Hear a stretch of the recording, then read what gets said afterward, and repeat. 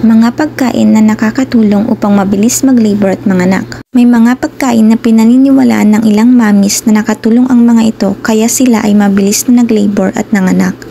Ilan sa mga ito ay ang sumusunod. Pinya.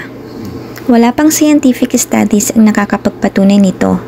Ngunit maraming mga mamis ang nagbabahagi ng kanilang kwento na ito ay nakatulong sa kanilang mabilis na panganganak at pag-labor. Ang pinya ay may enzyme na tinatawag na bromelain na nakakatulong umano na magpalambot ng cervix. Mayaman din ito sa vitamin C, ngunit pinapayuhan na huwag sobrahan ang pagkain nito dahil maaari itong magdulot ng heartburn. Dates. Samantala, sa bansang Jordan naman ay may pag-aaralang nakatuklas ng pagkain ng 6 na dates kada araw ng mga babaeng buntis, isang buwan bago ang kanilang due date, ay nagle-labor ng mas mabilis at mas dilated kapag sila ay net-meet na for delivery. Mas maikli ang oras ng kanilang pagle-labor at mas mataas ang tsansa ng pag-dilate ng kanilang cervix. Papaya.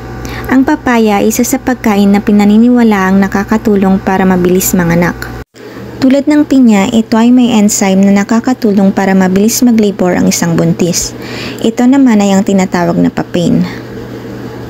Mga maanghang na pagkain. Ang spicy foods ay pinaniniwalaan na ring nakakapagpabilis ng pag-labor. Ito daw ay nakakapagdulot ng cramping at uterine contraction sa mga buntis na dilated na. Ngunit pinapayuhan naman na wag sobra ng pagkain nito dahil ito ay maaring magdulot ng heartburn at almoranas sa isang buntis. Eggplant. Ang talong ay pinaniniwalaan na nakakapag-induce ng labor. Sa Georgia ay may isang restaurant na may special dish na gawa sa talong at ito ay dinadayo at sinusubukan ng mga buntis na malapit na ang kanilang due date. Red raspberry leaf tea. Sa huling semester ng pagbubuntis, ang 3 hanggang 4 na tasa ay nire-rekomendang inumin. Ito raw ay mayaman sa vitamin A, B, C at E, at minerals gaya ng magnesium, potassium at calcium na nakakatulong sa pagbalanse ng hormones sa uterus. Ayon sa mga pag-aaral ay nakakatulong daw ito sa pagpapaikli ng oras ng pag-labor at nagpapababa ng interbensyong medikal sa panganganak. Nakakatulong rin ito para mapatibay at makondisyon ang iyong uterus kapag manganganak ka na. Luya or ginger tea. Ang luya ay nakakatulong para magkaroon ng malakas na immune system ang isang buntis.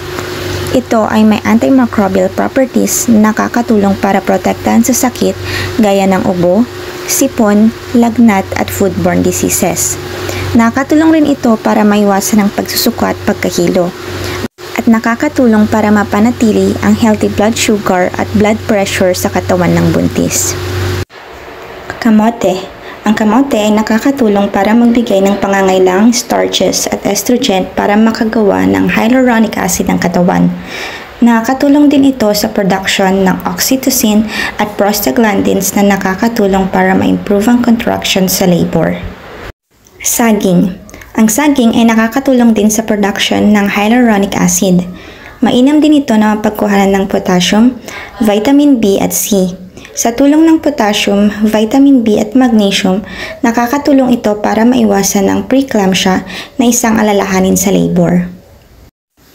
Paalala, lahat ng impormasyon na aking binahagi ay base lamang sa aking experience at research. Mas mainam pa rin ang magpatingin sa inyong mga doktor.